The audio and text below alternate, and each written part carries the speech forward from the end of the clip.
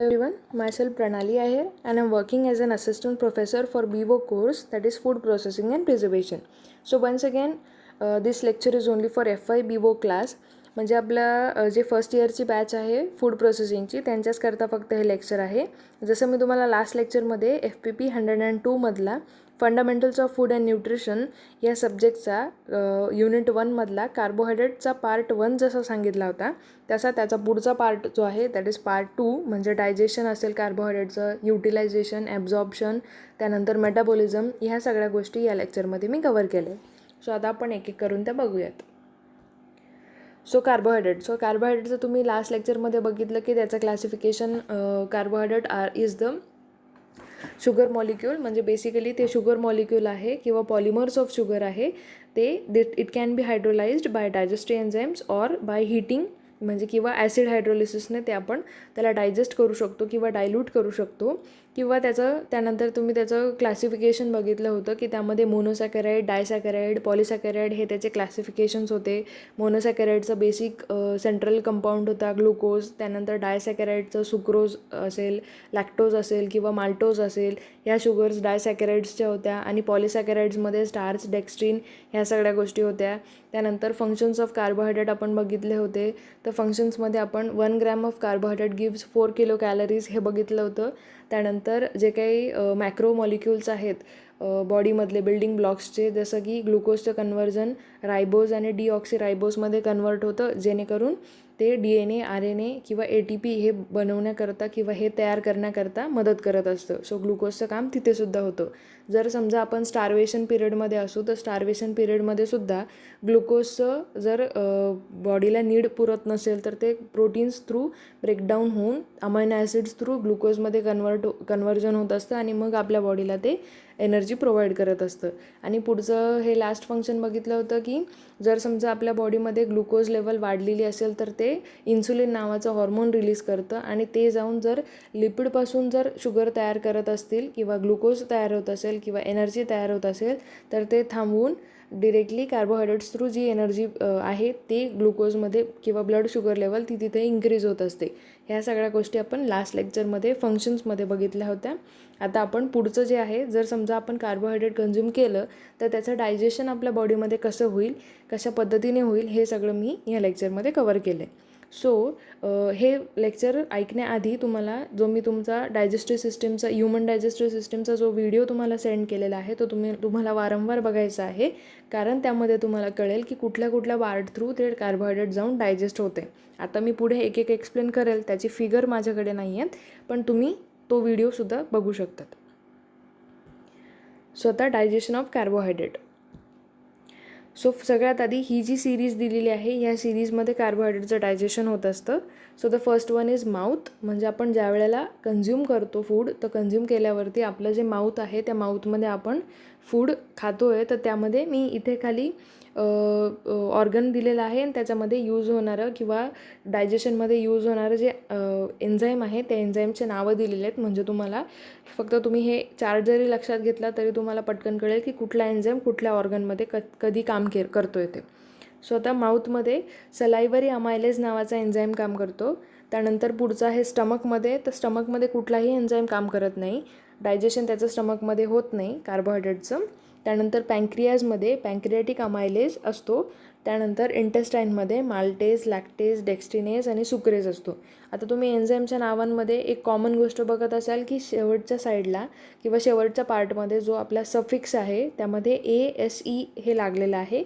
म्हणजेच काय की ज्या वेळेला ASE हे यूज होतो कुठल्याही नावाच्या पुढे किंवा बाहेर किंवा लास्ट पार्टमध्ये, तर त्याला एन्झाईम असं म्हणतात किंवा तो कुठला तरी एन्झाईम आहे किंवा कुठल्याही एन्झाईमला ASE असं सफिक्स यूज करतात. सो तुम्हाला ते इझिली कळेल. सो तर तुम्ही इथे बघू शकता सलायव्हरी अमायलेज आहे, अल्फा अमायलेज, त्यानंतर पुढे पँक्रियाटिक अमायलेज आहे, नंतर माल्टेज आहे, लॅक्टेज आहे, डेक्स्ट्रिनेज आहे आणि सुक्रेज आहे. हे सगळे एन्झाईम्स कार्बोहायड्रेटच्या डायजेशनमध्ये इन्व्हॉल्व आहेत. So the first enzyme which acts as a digestive enzyme acts it is used in mouth. So the first enzyme कुठला आहे, सलायव्हरी अमायलेज आहे. त्यानंतर स्टमकमध्ये कुठलाही एन्झाईम ॲक्ट करत नाही. तसाच पुढे म्हणजे कंटिन्यू होऊन पँक्रियाजमध्ये आल्यावर पँक्रियाटिक अमायलेज आहे तो त्या कार्बोहायड्रेट्सवरती ॲक्ट करतो. त्यानंतर इंटेस्टाईनमध्ये जाऊन माल्टेज, लॅक्टेज आणि डेक्स्ट्रिनेज आणि सुक्रेज हे एन्झाईम्स त्या कार्बोहायड्रेटवरती ॲक्ट करतात डायजेशनसाठी. सो आता आपण एक एक ऑर्गननुसार आपण बघूयात. सो द फर्स्ट वन आहे digestion in mouth. In the mouth, the salivary glands contains a carbohydrate splitting enzyme called as salivary amylase, also known as ptyalin. So आता आपल्या माउथमध्ये सलायवरी ग्लँड्स आहेत जी कंटिन्यू लाळ आपल्याला येत असते ती दॅट इज ते सलायवरी तो सलायवा आहे. तो सलायवा कुठून येतो? त्या सलायवरी ग्लँड्समधून येतो. या सलायवरी ग्लँड्समधून येणारा जो सलायवा आहे त्यामध्ये एक कार्बोहायड्रेट स्प्लिटिंग एन्झाईम प्रेझेंट असतो. त्याला सलायवरी अमायलेज असं म्हणतात आणि किंवा त्याला पायटलीन असं सुद्धा म्हणतात, जेणेकरून आपल्या कार्बोहायड्रेटचं डायजेशन आपल्या माउथमधून सुरू होतं. So it's optimum pH is 6.7 to 6.8 and it is activated by chloride ions. म्हणजेच काय की या 6.7 ते 6.8 या pHमध्ये तो एन्झाईम काम करायला सुरू करतो. त्यानंतर it is activated by chloride ions, म्हणजे जे काही क्लोराईड आयन्स प्रेझेंट असतात आपल्या फूडमध्ये त्याने तो ॲक्टिवेट होतो, म्हणजे सुरू होतो काम करायला. So it is a alpha glycosidase specific for hydrolysis of alpha 1,4 glycosidic linkage present in cooked starch and glycogen producing maltose and dextrin. आता हे खूप मोठं वाक्य झालं, मी याला स्प्लिट करून सांगते. So it is a alpha glycosidase specific, म्हणजेच काय की ज्या वेळेला ग्लुकोजचा जो काही स्ट्रक्चर आहे, आता ज्या वेळेला तुम्ही ते ग्लुकोज तुमचं बायोकेमिस्ट्रीचं लेक्चर तुम्ही बघाल त्यामध्ये तुम्हाला ह्या लिंकेजेसचं पण जी गोष्ट आहे ती कळेल नक्की काय आहे ते लिंकेजेस किंवा कुठला बॉन्ड आहे. तर मी तुम्हाला शॉर्टमध्ये सांगते. ग्लुकोजचं जर हे मॉलिक्युल्स आहेत हे आता कॉम्प्लेक्स फॉर्ममध्ये आहेत, आपल्याला त्याला सिम्पल फॉर्ममध्ये कन्वर्ट करायचं आहे. सो सिम्पल फॉर्ममध्ये कन्वर्ट करत असताना एक लाँग चेन आहे, ती जी चेन आहे ती ह्या अल्फा लिंकेजेस किंवा ग्लुकोसिडिक लिंकेजेस आहेत या लिंकेजेसने ती त्यांची बाइंडिंग झालेली आहे आणि त्याला आपल्याला स्प्लिट करायचं आहे. सो हा एन्झाईम जाऊन काय करतो? हा एन्झाईम जाऊन हे जे ग्लुकोजचे जी काही अल्फा 1,4 ग्लायकोसिडिक लिंकेज आहे, म्हणजे 1/4 पार्टला जी म्हणजे फर्स्ट लाईनला फोर्थ म्हणजे ग्लुकोज मॉलिक्यूलजवळ जी लिंकेज आहे तिला जाऊन तो हायड्रोलाइज करतो किंवा तिथे जाऊन ते ब्रेकडाऊन करतं आणि हा एन्झाईम जाऊन तिथे जाऊन ब्रेकडाऊन करतो. सो हे त्याचं काम आहे. ते केव्हा कुठल्या कंडिशनमध्ये काम करतो? तो ज्या वेळेला त्याचा pH आहे 6.7 आणि 6.8मध्ये जर असेल त्याचा pH आणि क्लोराईड आयन्स जेव्हा त्याला ॲक्टिवेट करतात तेव्हा जाऊन ही ग्लुकोजची अल्फा 1,4 ग्लायकोसिडिक लिंकेज ही जाऊन ते ब्रेक करतं. कोण करतं? सलायवरी अमायलेज ब्रेक करतं. तर त्यानंतर salivary amylase cannot digest beta 1,4 glycosidic linkage in cellulose. म्हणजेच काय की आता हा सेल्युलोज काय आहे? हा नॉन डायजेस्टेबल कार्बोहायड्रेट आहे किंवा नॉन डायजेस्टेबल फायबरस कार्बोहायड्रेट आहे. त्यामधला जो बीटाचा पार्ट आहे 1,4 ग्लायकोसिडिक लिंकेज ही ब्रेकडाऊन करू शकत नाही सलायवरी अमायलेज. तो फक्त अल्फा ग्लायकोसिडेजलाच स्पेसिफिक आहे. जसं फर्स्ट लाईनमध्ये मी तुम्हाला सांगितलं की तो अल्फा 1,4 ग्लायकोसिडिक लिंकेजलाच जाऊन ब्रेकडाऊन करतो. आता तुम्ही इथं रिॲक्शनमध्ये बघू शकतात की कुठलाही स्टार्च, ग्लायकोजन और डेक्स्ट्रीन असेल, तो लार्ज पॉलिसॅकराइड मॉलिक्यूल असेल तर त्याला अल्फा अमायलेज नावाचा एन्झाईम जाऊन ग्लुकोज, माल्टोज आणि माल्टोट्रायोज या स्मॉलर मॉलिक्यूलमध्ये कन्वर्ट करतो. ही रिॲक्शन तुम्ही लक्षात ठेवा, म्हणजे तुम्हाला पेपरमध्ये लिहायलासुद्धा सोपं पडेल. आता डायजेशन इन माउथ क्लिअर झालं की डायजेशन ऑफ माउथ केव्हा होतं? ज्या वेळेला सलायवरी ग्लँड्समधला सलायवरी अमायलेज नावाचा एन्झाईम 6.7 to 6.8 या pHमध्ये क्लोराईड आयन्सने जेव्हा ॲक्टिवेट होतो त्यावेळेला ग्लुकोजमधला अल्फा 1,4 ग्लायकोसिडिक जो लिंकेज आहे त्याला जाऊन ते ब्रेकडाऊन करतं.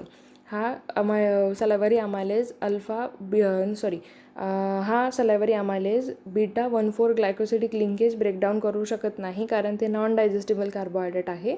आणि त्याचं कन्व्हर्जन तुम्ही इथं बघू शकता की starch, glycogen and dextrin these large polysaccharide molecules are converted to glucose, maltose and maltotriose by alpha amylase. आता सेकंडवर आहे digestion in stomach. So the salivary amylase continues to act on starch, glycogen or dextrins for 2 to 3 minutes only in the stomach आणि त्याचा acidic pH आहे in acidic pH 1 to 2. म्हणजेच काय की मी तुम्हाला आधीच्या टेबलमध्ये सांगितलं की स्टमकमध्ये कुठलाही एन्झाईम त्यामध्ये ॲक्ट करत नाही, कारणच सलायवरी अमायलेज जो आहे तोच स्टार्च आणि ग्लायकोजन आणि डेक्स्ट्रिनवरती 2 ते 3 मिनिट ॲक्टिव्हिटी त्याची म्हणजे कंटिन्यू करत असतो जेव्हा स्टमकमध्ये 1 to 2 पर्यंतचा pH असतो. पण जर समजा आता स्टमकमध्ये HCl प्रेझेंट आहे, दॅट इज हायड्रोक्लोरिक ॲसिड, हे ॲसिड जर प्रेझेंट आहे तर ते सुद्धा काही ना काही डायजेशनचं काम करत असतं. So however HCl present in the stomach causes hydrolysis of sucrose to fructose and glucose. म्हणजे आता हे सुक्रोज काय आहे तुम्हाला सांगितलं होतं लास्ट लेक्चरमध्ये की सुक्रोज हे डायसॅकॅराइड आहे, म्हणजे 2 शुगर युनिट आहे त्यामध्ये. म्हणजेच काय की फ्रुक्टोज आणि ग्लुकोज हे 2 शुगर युनिट जेव्हा एकत्र येतात त्यावेळेला सुक्रोज हे तयार होतं. म्हणजेच काय की इथे रिॲक्शन तुम्ही बघू शकता की sucrose it is converted into fructose plus glucose by the action of HCl म्हणजे हायड्रोक्लोरिक ॲसिड. सो स्टमकमध्ये कुठली ॲक्टिव्हिटी होते तर हायड्रोलिसिस होतं सुक्रोजचं फ्रुक्टोज टू ग्लुकोजमध्ये. आणि त्याआधी काय होतं की सलायवरी अमायलेज हाच फक्त जाऊन कंटिन्यू करत असतो 2 ते 3 मिनिट ती activity in the pH of 1 to 2. आता पुढे आहे पँक्रियाजमध्ये. So digestion in the pancreas. So it is an alpha amylase optimum pHs. म्हणजे आता पँक्रियाजमध्ये प्रेझेंट असलेला जो अमायलेज आहे एन्झाईम तो कुठला अमायलेज आहे, so it is pancreatic amylase. तो अल्फा अमायलेज आहे. तो सुद्धा अल्फा 1,4 लिंकेजेस जे काही आहेत, उरलेल्या ज्या लिंकेजेस आहेत ज्या माऊथमध्ये डायजेस्ट झालेल्या नव्हत्या त्या इथे ते डायजेस्ट करते. So it is an alpha amylase. तो ऑप्टिमम pH इज 7.1 म्हणजे 7.1मध्ये तो काम करत असतो. It like ptyalin it requires chloride ions for its activity. म्हणजे क्लोराईड आयन्स, यालासुद्धा क्लोराईड आयन्स लागतात ॲक्टिव्हिटी करण्यासाठी.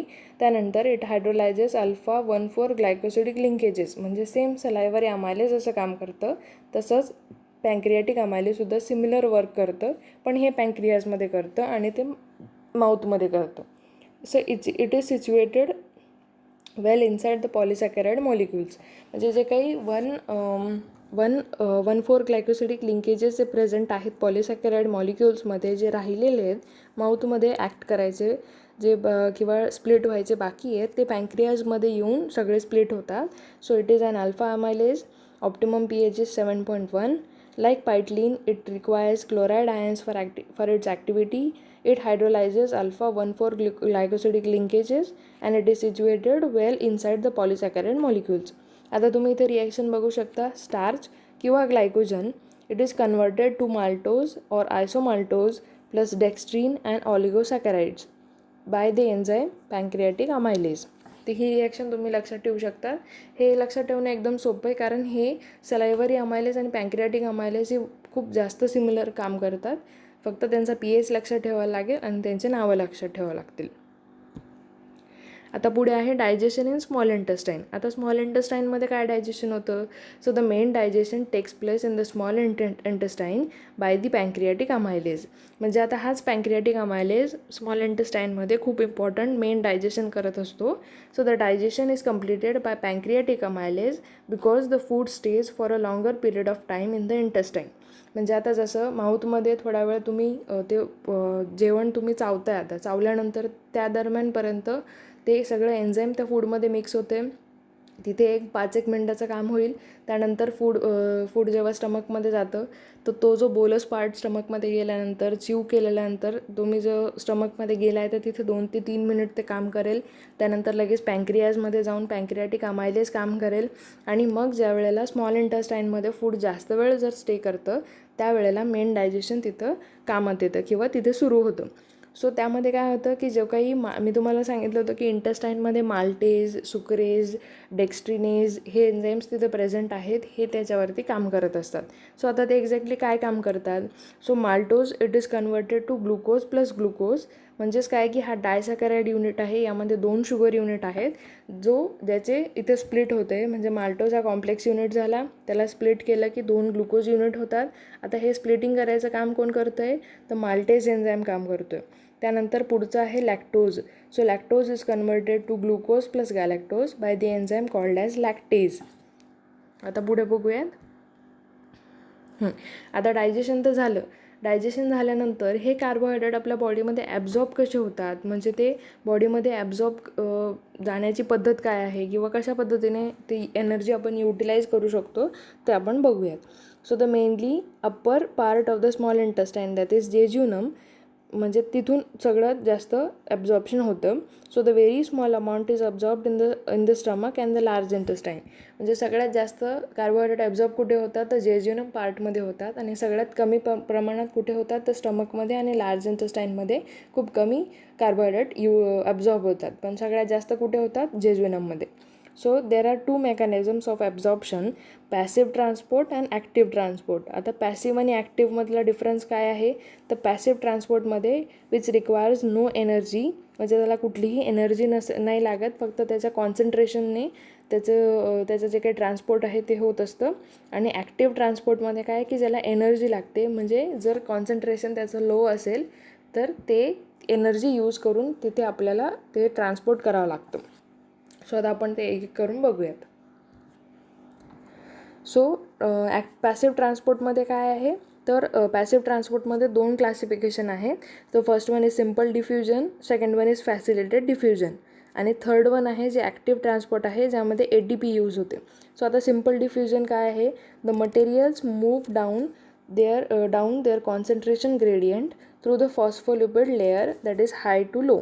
आता याच्याकरता तुम्हाला फ्लुइड मोझॅक मॉडेल जे आहे किंवा जे काही तुमची फॉस्फोलिपिड लेअर आहे सेल्समधली, हां, हे सगळं परत पुन्हा एकदा समजून घेण्यासाठी तुम्हाला सायन्स बुकमधला जो काही सेल बायोलॉजी किंवा सेलचा जो काही टॉपिक आहे, ज्यामध्ये सगळे सेल्सचे पार्ट्स दिलेले आहेत, किंवा फ्लुइड मोझॅक मॉडेल आहे, किंवा तुमची फॉस्फोलिपिड लेअर ही जिथं कुठे एक्सप्लेन केलेली असेल तो टॉपिक तुम्हाला पुन्हा एकदा वाचावं लागेल किंवा पुन्हा एकदा रीड करावं लागेल, जेणेकरून तुम्हाला ही जी काही मी गोष्ट सांगते आता तुम्हाला ती इझिली कळेल. सो सिम्पल डिफ्युजनमध्ये काय होतं की तुम्ही आता इथे बघू शकता, ही फॉस्फोलिपिड लेअर आहे.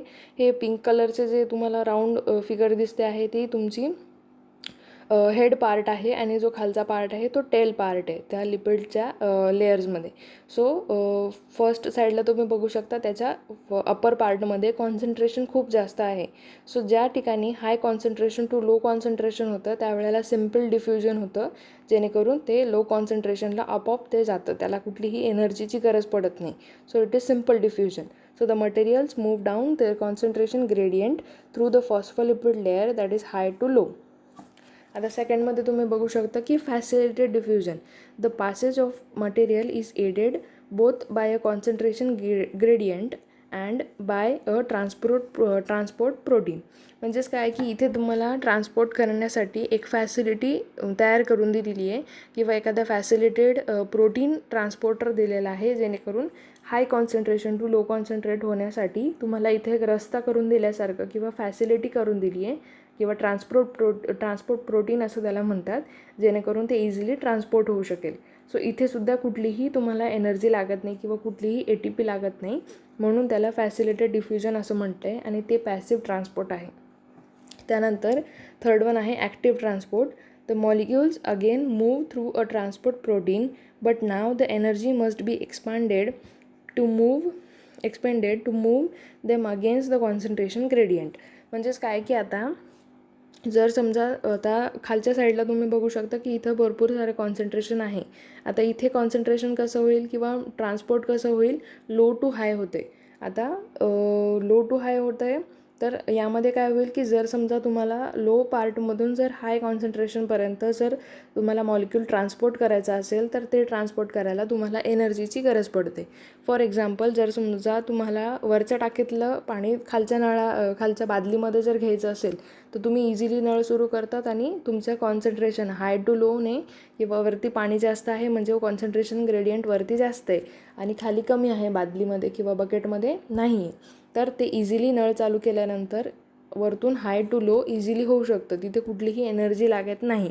पण जर समजा वरती जाण्यासाठीचा जो प्रेशर आहे तो जर खूप कमी असेल आणि तुम्हाला जर पाणी वर चढवायचं असेल तर ते चढवण्याकरता तुम्हाला काय लावावं लागते, पाण्याची मोटर लावावं लागते. तर मोटर लावत असताना तुम्हाला कशाची गरज पडेल मोटरला, तर इलेक्ट्रिसिटीची गरज पडेल. म्हणजे त्याला कुठली तरी तुम्हाला एनर्जी द्यावं लागेल जेणेकरून ती मोटर रन होईल. मोटर रन झाल्याने जे काही खालचं पाणी आहे जिथं लो कॉन्सन्ट्रेशन आहे किंवा जिथं लो कॉन्सन्ट्रेशन आहे ते जर तुम्हाला वरच्या टाकीपर्यंत पोचवायचं असेल तर तिथे तुम्हाला एनर्जीची गरज पडेल. तसंच जर समजा तुमचं लो कॉन्सन्ट्रेशन सेलमध्ये आहे तर सेल असताना तुम्हाला जर समजा ते दुसऱ्या ठिकाणी ट्रान्सपोर्ट करायचं असेल दुसऱ्या पार्टमध्ये, तर ते करत असताना तुम्हाला तिथे ATPची गरज पडेल. So that is low concentration to high concentration तुमचं ट्रान्सपोर्ट होईल with the help of ATP. आता ATP काय आहे, ही केमिकल एनर्जी आहे जी आपल्या प्रत्येक सेलसाठी लागत असते. आता मी जरी तुम्हाला सांगते या सगळ्या गोष्टी, तर सांगत असताना माझीसुद्धा एनर्जी कन्झ्युम होते किंवा कन्वर्ट होते. तर माझ्या बॉडीमध्ये सुद्धा ह्या सगळ्या गोष्टी पटापट होत आहेत. सो ते होत असताना मला एनर्जीची गरज पडते. तसंच इथेसुद्धा ज्या वेळेला आपल्याला कॉन्सन्ट्रेशन ग्रेडियंट यूज करून low concentration to high concentration जेव्हा ट्रान्सपोर्ट करायचं असतं त्यावेळेला एनर्जीची गरज पडते. So this energy is known as ATP, that is adenosine triphosphate. ही एनर्जी किंवा ही ATP यूज करून आपण लो कॉन्सन्ट्रेशन टू हाय कॉन्सन्ट्रेशनपर्यंत ट्रान्सपोर्ट करू शकतो. सो ह्या 3 फॅसिलिटीजनुसार किंवा ह्या 3 ट्रान्सपोर्टनुसार कार्बोहायड्रेटचं ॲब्झॉर्प्शन आपल्या बॉडीमध्ये होत असतं. तर पुढे आता आपण बघूयात metabolism. So the metabolism involves all those processes by which the nutrients are used for energy. आता हे मेटाबॉलिझम एक्सप्लेन करण्यासाठी मला प्रत्यक्ष तुमच्यासमोर असणं गरजेचं आहे किंवा तुम्ही आपले जे काही रेग्युलर क्लासेस आहेत ते असणं गरजेचं आहे. असं मोबाईल थ्रू ते तुम्हाला एक्सप्लेन करायला खूप थोडं अवघड जाईल. सो ज्या वेळेला आपले रेग्युलर क्लास सुरू होतील त्यावेळेला मी पुन्हा हा टॉपिक तुमचा घेणार आहे किंवा कवर करेल. पण आता सध्या तुम्ही मेटाबॉलिझम ऑफ कार्बोहायड्रेटसाठी ही जी दिलेली लिंक आहे ही तुम्ही बघू शकता. त्यामध्ये ॲनिमेशन थ्रू इझिली एक्सप्लेन केलेलं आहे की कार्बोहायड्रेटचं मेटाबॉलिझम बॉडीमध्ये कशा पद्धतीने होतं. जर तुम्हाला ते मेटाबॉलिझम समजून घ्यायचं असेल त्याकरता ह्याच लेक्चरचा कार्बोहायड्रेटचा पार्ट 1 आणि पार्ट 2 हे पूर्ण थरोली बघा, त्याचे नोट्स काढा. त्यानंतर मग तुम्ही हे मेटाबॉलिझमचा पार्ट बघा. तो खूप थोडा वास्ट आहे पण इझिली तुम्ही समजून घेऊ शकता ते. Okay, thank you.